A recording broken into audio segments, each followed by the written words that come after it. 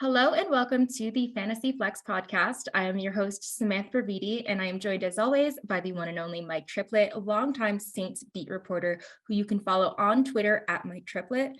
Mike, how was your week 12? Oh, it was all right. I was covering the Saints in San Francisco, the first time they were shut out in 21 years, a 13-0 loss. Who knew the Saints could reach new lows this year? I'm sure Alvin Kamara's fantasy managers are despondent today. He had 2 lost fumbles in that game. I'm sure we'll we'll talk about him when we talk about the Saints a little bit. So I saw a 13-0 game. All the other fantasy points were going on in other games I wasn't covering. Fair enough. I think that NFC South is wide open right now with the Saints and Bucks and Do Falcons. they have to? Could we get a rule change? I mean, is it possible? The Panthers, My your Panthers are like Panthers, one game out of they're first. the hottest team in the division right now. It's so bad. I mean, I just didn't think that the Broncos would be that bad in that game. I mean, wait, like they were 1-point favorites going into this game. So it's not like, I mean, I was very shocked at how bad the Broncos were. It's every week they are achieving new lows, I think, offensively. So it's very painful to watch them. And it makes me wonder if it's Nathaniel Hackett, if Nathaniel Hackett's going to get fired, or if it's Russell Wilson. And I mean, that's a huge problem for the Broncos because he's got $107 million cap hit in 2023. Any thoughts there? Well, I mean, look, you're speaking of the Saints. I mean, that's a big topic with Dennis Allen being a first-year coach who's not succeeding. But the difference in those two places, Dennis Allen was hired by the Saints' longtime ownership, and they've worked with him for a long time because he's been here since 2006, even though he left and then came back. Nathaniel Hackett is working for. They just got new owners there. I mean, if ever there's going to be a coach who's one and done, it does feel like everything is in place for Denver to revamp it and try to make Russell Wilson work, because that is a contract you can't get out from under. They have to make Russell Wilson work. But it's probably the biggest stunner in the NFL this season, I think. Yeah, I totally agree. I think that whether or not even if it is more Russell Wilson to blame, they really just can't get away from that contract right now. So they're going to have to make changes elsewhere, even if it's really Wilson that's the problem there. Don't really know. I'm sure that we'll see a little bit of a revamped Broncos team, if not sooner rather than later. But in terms of other shocking things that are You've got happening, it behind you. You've got it. We buried the the lead. New York Football Jets. Mike White is good. I don't know. I'm really not sure, but it was a just breath of fresh air after watching Zach Wilson flail under center for weeks now. And obviously there's just a number of sort of things going on with Wilson not taking responsibility for things and whatnot. And now Mike White comes out and just guns a-blazing, obviously beats the Chicago Bears, who are also starting a backup quarterback there. This is obviously good news for the Jets offense, I think, because it just couldn't get any worse before. I think hopefully for the skill position players, it'll be similar to how it was with Joe Flacco under center.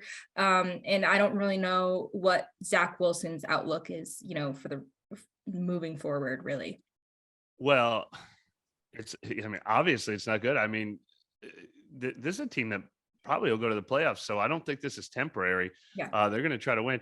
We've been saying, we didn't know if it would be Flacco or Mike White, but unfortunately it's been painfully obvious, not only to us in the fantasy community, it's how the Jets players are talking. I mean, they're like, the players were saying free Elijah Moore. They had their own whiteboards in their locker, I think, just like you, and said free Elijah Moore in the background. Elijah Moore's quote, I have it in front of me. That's why I'm pulling this up. I'm just grateful I get to stand up here. Oh, no. So he said he was talking to the football before the game.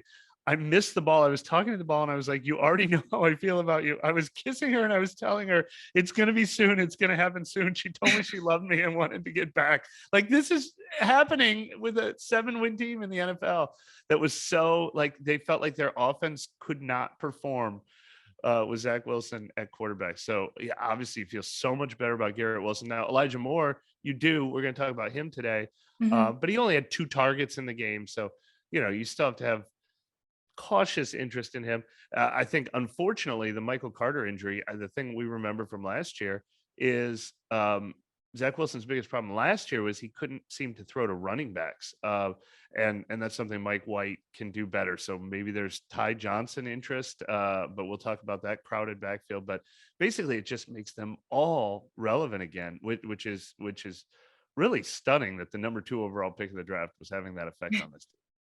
Absolutely. It was a very interesting game to watch. And I think suffice it to say, if it's Mike White or Joe Flacco moving forward, it is good news for the Jets. I think it would be coaching malpractice if Saleh puts Zach Wilson back in at any time this year, especially considering that they are contending right now. So good news all around there. In terms of other things that happened, your Saints were obviously shut out by the 49ers. Do we think they will make a change at quarterback anytime soon? I don't think this week against Tampa Bay, Andy Dalton was kind of, I mean, they scored 0 points, so I won't say the least of their problems, but it wasn't like he wasn't the one turning the ball over, and he was making some decent throws in the red zone that were bouncing off players. 1 week removed from his best game of the season. I'd be a little surprised if he gets benched right now. But if they're like, I don't know how you can be mathematically eliminated from the NFC South, but if they don't win in Tampa, then they go into their bye week. They'll have to think long and hard about what are they playing for over the final 4 weeks. Do they need a look at Jameis Winston? So that is entirely possible and almost probable before the season is over. But I don't know how relevant that is for fantasy anyway. I think the more relevant thing is, the fears of Alvin Kamara having all these quiet weeks now, and Taysom Hill, who we talk a lot about at tight end. Basically, when this team can't run the ball, it shuts down. It goes into its turtle shell and it can't do anything. And San Francisco has the number 1 run defense in the league. I would warn, after watching that game, anyone who's on the fence with a running back that's going to go play San Francisco, wow, is that team on point on defense right now? Don't let your running backs go up against the 49ers. And I don't think it's a good matchup Monday night at Tampa Bay either. And then there's a bye in week 14. So if you're holding out hope for Saints players to reemerge, I think it doesn't happen till week 15 or beyond. Tampa Bay's hit or miss, obviously, but they still do some things well on defense. I have one league right now that I think I'm not going to make the playoffs. And what's haunting me is having taken Alvin Kamara over just a number of guys, including guys like Saquon Barkley and stuff like that. So I don't think he's done. Like Alvin Kamara is not a completely give up hope guy yet. Sure, I mean, sure. And frankly, fantasy playoffs, week 15 is Atlanta, week 16 is at Cleveland. He could theoretically become a league winner. I know it's too late to trade for him, but certainly don't drop it. Gotcha. Well, one more crazy thing maybe that happened to put the cherry on Sunday football was Jordan Love, who took over for Aaron Rodgers. Aaron Rodgers continues to deal with that thumb injury, but then he also got some kind of rib injury during that game. And Jordan Love, I mean, it wasn't a huge passing game, but 6 of 9 for 113 yards and a touchdown, 0 interceptions. Any hot takes from there? Do you think that we will see more of Jordan Love this season? I guess you can't say it hurts Green Bay's offense if Aaron Rodgers misses time because he struggled so much. I have a hard time thinking it helps. But the most comforting thing of all is the deep touchdown pass to Christian Watson after Jordan Love came into the game. I mean, Christian Watson, I think, is our biggest weekly decision question mark. How much do you believe Christian Watson can keep this up? So I think it was really comforting to see he kept it up with Jordan Love at quarterback.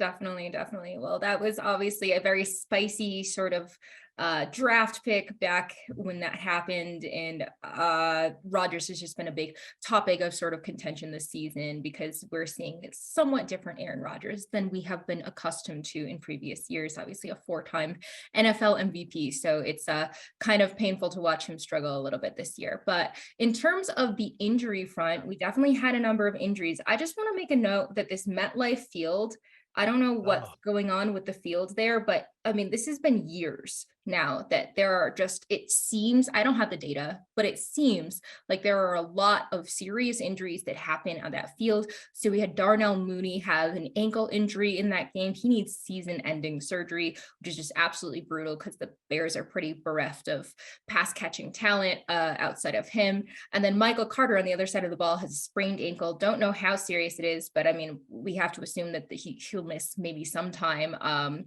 So definitely those guys are going to create, I guess, holes for fantasy managers. We also had Travis Etienne had a foot injury. He was cleared to return, so I don't think it's as serious as maybe fantasy managers initially thought, but he did miss all of 2021 with the Lisfranc injury. So that's just something to keep an eye on throughout the week if he ends up being limited or a non-participant in practice. Elijah Mitchell has a sprained MCL, which, I mean, Christian McCaffrey is the guy, but Kyle Shanahan likes to rotate running backs there. So maybe keeping an eye on Jordan Mason potentially. And then Allen Robinson is now out for the season with a stress fracture in his foot. So that leaves the Rams even leaner at wide receiver. Any of these stand out to you? well, I will make one injury related note. Last week I thought it was very funny. I made the point, I think late in the podcast, to invest in the potential, league winners because of injury. And I think we saw that play out this week. Samaje Perine, Rashad White, find those running backs who, are just one injury away from being like starting lineup blocks. If Alexander Madison is still out there, Dontre Hilliard, I don't know if Matt Breida qualifies, but you have these bench spots to play with now. And I think more than ever, it is so smart to use those bench spots on running backs who can pop in. But when I made that point last week, I said, instead of keeping someone like Zay Jones on your bench. So I was trying to figure out what receiver I could say you should drop this week to put the reverse jinx on. I don't know who that is, Demarcus Robinson or Mac Hollins or something Yeah, like that. exactly. But I thought, I mean, that was another big story of this week, I think, was the guys who were playing because of injury, because no Joe Mixon, because Leonard Fournette. Now, those are two guys that could be back this week. So watch them obviously in the practice reports throughout the week. But that is still the way to go on a late season run or get hot in the playoffs is to sort of backdoor your way in by having a backfield of Samaje Perine and Rashad White or their equivalents at this time of year. Absolutely. Well, let's just jump into guys that we should be thinking about picking up. As a reminder, the Cardinals and Panthers are on bye in week 13, so we'll need replacements for Kyler Murray, DeAndre Hopkins, Marquise Brown, James Conner, DJ Moore, Jonta Foreman. The list for the Panthers is kind of short. So thankfully for fantasy. Longer now, though. Look, we should have put this in the lead when we were talking about Mike White. Sam Darnold feels like a DJ Moore whisperer. I think all of a sudden he's relevant again. I actually just dropped DJ Moore in a really competitive league that I care a lot about. And picked up Paris Campbell and Christian Watson and finally gave up on DJ Moore. And maybe I made the wrong choice now that he's got his buddy Sam Darnold back. Yes, it definitely seems like he may have been unlocked. I'm cautiously optimistic about that. Also, one other note that week 13, this is the Deshaun Watson return week. So he is expected to make his first start for the Browns against the Texans in Houston. He is not that available at this point. I think it's just kind of been ongoing that like each week he becomes more rostered. So he definitely broke the 50% mark, but if he's out there, something to consider as well. In terms of quarterbacks, we talked about Mike White. He is 4% rostered. I don't know if we just think this is like a flash in the pan type anomaly situation, but he's got the Vikings next. So I think that that'll be a nice matchup. They rank 19th in pass DVOA. So I think that he will be maybe a fringe QB1 in that matchup. I also like Jared Goff.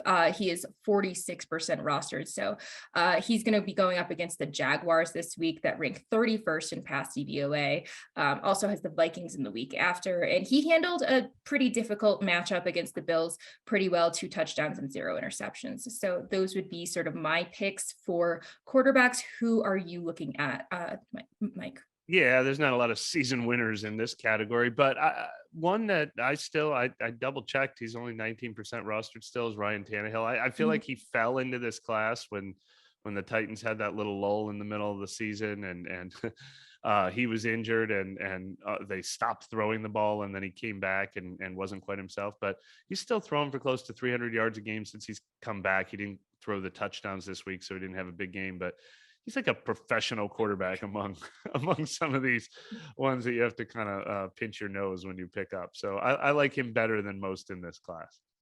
Well, speaking of pinching your nose, the running back list is a little lean this week. It's going to be headlined by someone named Zonovan Knight, who actually rushed 14 times for 16 yards and caught 3 passes for 34 yards. As we mentioned, Michael Carter was banged up in that game. Ty Johnson was also involved, 5 rushes for 62 yards and a touchdown. So he ended up with a slightly better day for fantasy. But yeah, I mean, Knight outsnapped Johnson by a count of 32-15, saw significantly more touches. I expect that James Robinson was a healthy scratch in this game, so I don't know if he's going to end up having to be back in the mix as well, but they do have a favorable matchup against the Vikings, who have allowed the 9th most fantasy points to running backs this year. After that, it's, I mean, we mentioned the injury to Travis Etienne. JaMychal Hasty had a very good game, caught 5 targets for 67 yards and a touchdown, and rushed 12 times for 28 yards. He would definitely be very valuable if Etienne has to miss any time, but it doesn't look like that necessarily. And then the last name I'll mention is Kyron Williams. This Rams backfield is a mess, but he did actually outperform Cam Akers in this game. And we know how that relationship is with the Rams, kind of tenuous, and Darrell Henderson was dropped this week. So Kyron Williams could potentially emerge as a as their RB1. They do face the Seahawks and Raiders and Packers next. So that is a very good schedule for running backs. Anyone else who's on your radar? You said it. Kyron Williams is my favorite on this list, actually, of the 3 you just mentioned. Because he's a guy who's trending up, for one thing. They dropped Darrell Henderson, as you mentioned, and then his share of that offense is going up. And you know, he's a rookie running back on a lost cause. I mean, you could only imagine that he's a guy they want to feature more as the season goes on and see what they have in him. I think he's a guy who's trending up. I mean, yes, Zonovan Knight will be a popular pickup. James Robinson might be a popular pickup, but that's the problem right there, is they're both there. And Ty Johnson has been dipping. I mean, even when Michael Carter took over for Breece Hall, Michael Carter never emerged as the RB1, we thought. And then, you know, what if Michael Carter only misses a week? Then you've got a really crowded mess. But I would say, if you are picking someone up, it is Zonovan Knight over James Robinson. That's the choice the Jets just made. James Robinson was a healthy scratch because they wanted to look at Zonovan Knight. And then when Michael Carter got hurt, they looked at Zonovan Knight a lot in that game. He got a ton of touches, performed well with them. You know, Robert Saleh was really complimentary of him after the game. So I do expect more looks for him. I just think it's going to be sort of, you know, a Brian Robinson type situation where, you know, like, or Isaiah Pacheco, you know, some good games here and there, but still being part of a crowded mess. And that's absolutely true in Jacksonville. Travis Etienne might not even miss a single game. I think there was positive injury reports on him. And then they're the ones who just picked up Darrell Henderson. So maybe he plays next week. So count on JaMychal Hasty to repeat this performance at your peril. Absolutely. And I, you know, looking at the Jets in general, I love that I actually have mentioned a Jet at every single position in my waiver They're wire. back. Yes, they are back. I don't want to overreact too much, but on to the receivers. Elijah Moore is definitely going to be a popular pickup at just 26% rostered. We obviously thought this guy was maybe on the move out of New York briefly when he was requesting a trade, and he had like 3 weeks straight of just zeros there. He actually missed a game against the Bills, but you know, it looks like he may reemerge. I know that Mike White did spread the ball around. I think he targeted 10 different receivers in the game. So Garrett Wilson is the only one that I really trust, but Elijah Moore had a good season last year and definitely has the pedigree to be a fantasy relevant receiver. So definitely someone that I would want to put back on my radar. Jameson Williams, we mentioned him last week. He is back at practice. I don't know if he plans on, if their plan is to play him this week, but someone to definitely keep an eye on because of just, how talented he is. We talked a lot about him last week of just how he could have probably been the number one receiver off the board, even in this super stacked class, if it were not for him tearing his ACL in the college football playoffs. And then DeAndre Carter, definitely a name that just keeps kind of popping up. I mean, we got Mike Williams that has this high ankle sprain, so he's going to be out for a while. He actually saw the most targets of anyone on that team, and they have a really soft schedule coming up against the Raiders, Dolphins, and Titans. So I think those will all be matchups that I think we could consider Carter in deeper leagues as, a potential flex type guy. And the last guy I'll mention is Van Jefferson. We mentioned that the Rams are just really lean right now at receiver. Robinson out for the season and Cup dealing with the ankle injury. Jefferson did see a season high and team high 7 targets in the loss, caught 3 passes for 29 yards and a touchdown. But, the opportunity could certainly be there for him to emerge. Yeah, I feel like this is the most uninspiring receiver list maybe we've had all season, don't you think? Yeah, none of these people strike me as lottery tickets, but they all strike me as like guys that you could use maybe in a wide receiver 3 slot. Right. You have 2 choices at this time of the season, and my buddy Zay Jones, who I owe an apology to. But the reason I thought of Zay Jones last week is because I had probably picked him up 5 times at least, because what Zay Jones has been all season was the guy getting you, 5 catches for, whatever it is, playing number 2 receiver snaps, playing a full-time role. So you can, I think, believe what you saw, not that he's going to have 145 yards again this season, but that he had already firmly established himself as a wide receiver 2 there. I put him in sort of in that Donovan Peoples-Jones category. So those are the ones who, their role is pretty clear. You just, temper your expectations, but if you're just trying to make sure you're not getting a 0 in that category, and you can maybe get a little more. But yeah, everyone else, like you said, lottery ticket. Elijah Moore, lottery ticket. Jamison Williams for sure. DeAndre Carter, it's hard to believe in that. I would have thought Josh Palmer, and now Josh Palmer would probably get dropped everywhere. So maybe he's the right lottery ticket there. One person who's kind of Sky Moore would be in the lottery ticket category, but I just don't know how he's going to get consistent targets with all the receivers they have in Kansas City. And then one guy who's probably in that Zay Jones, Donovan Peoples-Jones categories, Michael Gallup. He just a guy who kind of gets his 5 catches every week and doesn't do a ton with them, but is part of a real high-powered offense. So another one, I think he's over the 50% threshold, so he finally got off this list. But Paris Campbell's only about 50% rostered, and he plays tonight. You know how you can sometimes in a league sneak in a guy that just in case, you're watching him tonight and you see him get targeted 12 times, maybe put him on your bench now and sneak ahead if you can. Absolutely. Isaiah McKenzie, I feel like also falls into that category. I mean, I think he would require an injury to either Stephon Diggs or Gabe Davis to be someone that you could even trust, but he did catch 6 of 10 targets for 96 yards and a touchdown, wide receiver 7 heading into Monday night. So there's a number of guys out there if you, like you said, need a warm body at the position. And finally, on to our favorite position, the tight end position. The best ones that I can think of are Foster Moreau and Tyler Conklin. Foster Moreau, 39% rostered. He actually did perform well against the Seahawks, who are just absolutely terrible against tight ends. Caught 3 of 7 targets for 33 yards and a touchdown. That was his 2nd touchdown this year. He gets another soft matchup against the Chargers, who are allowing the 5th most fantasy points to tight ends. So just someone worth thinking about if you have a sketchy sort of tight end situation. Conklin started off the season really strong with Joe Flacco under center, tight end 4 in half PPR through the first 3 weeks. And then weeks 4 through 11, tight end 20. And that's even a little bit inflated because he had that 1-2 touchdown game. But yeah, really struggled with Zach Wilson under center, as did most of the pass catchers. So maybe he has a little bit more life left in him with White under center, caught 3 of 3 for 50 yards. Like I said, got that Vikings defense coming up again. And then one other name that I'll throw out there is Hunter Henry, though it's just tough because Jonnu Smith is sometimes the guy, Hunter Henry sometimes the guy. Smith wasn't targeted in this game, so it's just it's not a super stable sort of position in New England. Sketchy, unstable. You are hitting all the correct words. All right, so here's my best advice at tight end this week. If your trade deadline hasn't passed, keep Josh Jacobs now while you can and trade him for Travis Kelce. So if you can do that.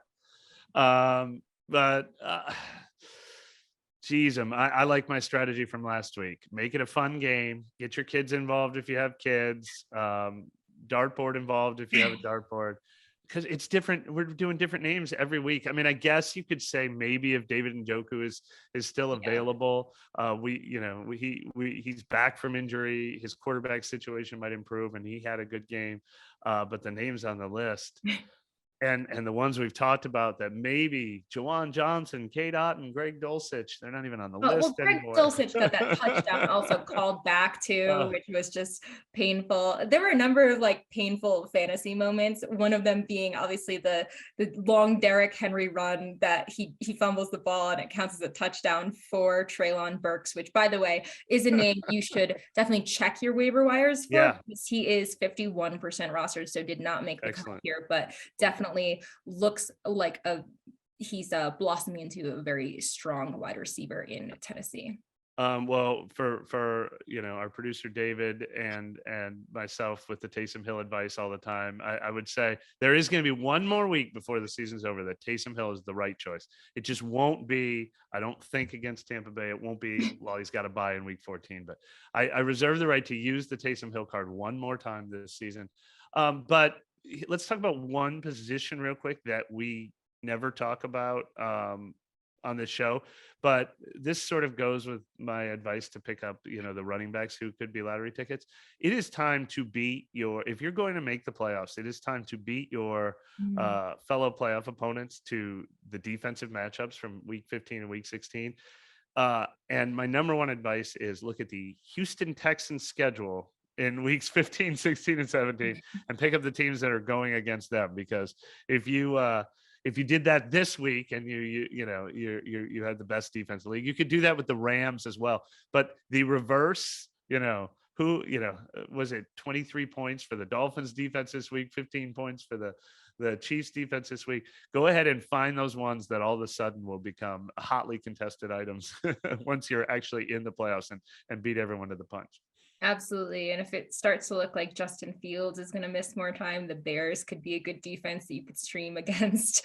The Bears could be a good team to get a defense to stream against. But that is a very valid point. Go out there and beat the wire before the playoffs start. Mike, I have one question for you. I have a future bet on the Panthers over 6.5 wins. Oh, wow. And their schedule's pretty soft down the stretch. They've got the bye, and then I believe they're facing the Seahawks and Saints in one of the weeks. The Saints are their grand finale in New Orleans, week 18 in New Orleans. Your wager could be on the line in week 18. What do you think? Do you think they find 2 more wins? I don't like your chances because I feel like Carolina is so clearly, they're not tanking. They're trying to win these games, but they're so clearly motivated to have a high draft pick. Whereas the Saints will like be desperately motivated to avoid the embarrassment of giving the Philadelphia Eagles their high draft pick. So the Saints will be like a 5-win team desperate to win in week 18. And the Panthers will be like a 5-win team that's like, okay with losing in week 18. So for that reason, I don't love your bet, but otherwise, boy, it's hard not to take the streaking, sizzling hot Carolina Panthers right now. They might win the division. Do playoff wins count in your over? What if they win the division at 5-12? Can they get their 6th win when they host a playoff game? Absolutely brutal. No playoff wins do not contribute towards the total, and I really seriously doubt they would win a playoff game even if they made it to it. But they're a weird team. Like, they don't win the games that you think they're going to win.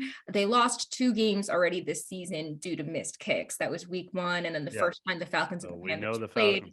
Yeah, absolutely terrible. But then they go out and then beat the Bucks. So they're a team that you just can't really Their figure their out. their defense plays hard. Their defense They do. plays really hard. Like the They have some decent Christian corners there. McCaffrey trade made it feel like a fire sale, but Yeah. they still have a really talented defense. Definitely. Well, I'll keep my fingers crossed for those last 3 wins. And that will do it for this week's episode of the Fantasy Flex. Mike, please remind everyone where they can find your work. Yeah, I also cover the Saints obviously all the time for New Orleans football subscription site, where we cover the team as detailed, and maybe easing pain and suffering has become part of our job description this year. But I'm really proud of the work we're doing there, and you can find everything I'm doing on Twitter at Mike Triplett.